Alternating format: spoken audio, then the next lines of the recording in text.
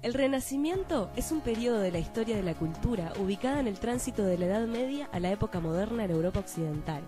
Se desarrolla entre el siglo XV y el primer tercio del siglo XVI, pero se reconocen influencias de precursores de los siglos XIII y XIV, tales como Giotto y Duccio.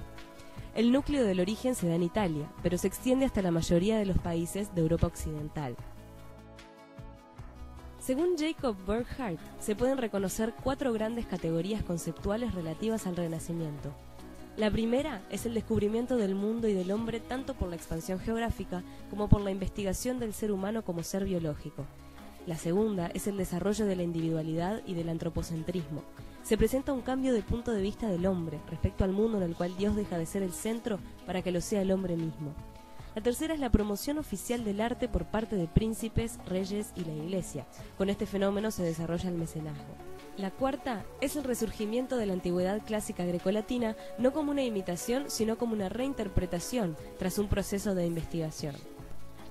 Dentro de Italia, el Renacimiento tiene 2 etapas: el Quattrocento del siglo XV y el Cinquecento del siglo XVI. En la primera, se da el proceso de recuperación de los elementos clásicos a través de la investigación de los viejos monumentos romanos, así como la adquisición de innovaciones tan importantes como la perspectiva y la pintura al óleo.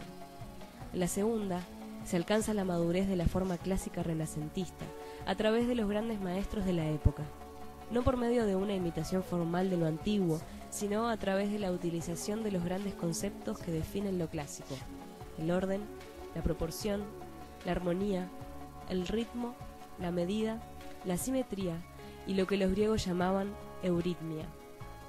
En el siglo XV podemos reconocer 2 grandes generaciones de pintores en Italia. En la primera destacamos a Masaccio, a Paolo Uccello y a Fra Angelico. En la segunda se destacan Piero della Francesca, Sandro Botticelli y Andrea Mantegna. En el siglo XVI, los principales artistas en Italia serán Leonardo da Vinci, Rafael Sanzio y Miguel Ángel Buonarroti. En la escultura se destacaron Andrea Verrocchio, Donatello y Miguel Ángel principalmente. En arquitectura sobresalen Filippo Brunelleschi, León Battista Alberti, Donato Bramante y nuevamente Miguel Ángel. El concepto del conocimiento en el Renacimiento es universal. El ideal humano es el hombre universal que puede quedar sintetizado en la figura de Leonardo da Vinci, quien además de toda su trayectoria artística, desarrolló investigaciones anatómicas, mecánicas, hidráulicas, de ingeniería, entre otras cosas. En el siglo XVI, Europa recibe el impacto de varios hechos que provocaron una seria crisis de la conciencia europea: el descubrimiento de América y la corrección de la imagen del mundo de la época, la ruptura de la unidad del cristianismo con las reformas protestantes, el saqueo de Roma por las fuerzas imperiales de Carlos V, la teoría heliocéntrica del universo desarrollada por Copérnico. Todo ello contribuyó a desestabilizar grandes certezas que los europeos habían tenido en siglos anteriores y generó un ambiente que hizo que el concepto clásico perdiera apoyo en la realidad. Se considera que a partir de 1535, y en especial en la obra de Miguel Ángel, se pueden apreciar los primeros signos de cambio que indican el decaimiento de lo clásico y la aparición de los primeros rasgos del manierismo. Y en la obra tardía de Rafael, algunos historiadores advierten anuncios del barroco.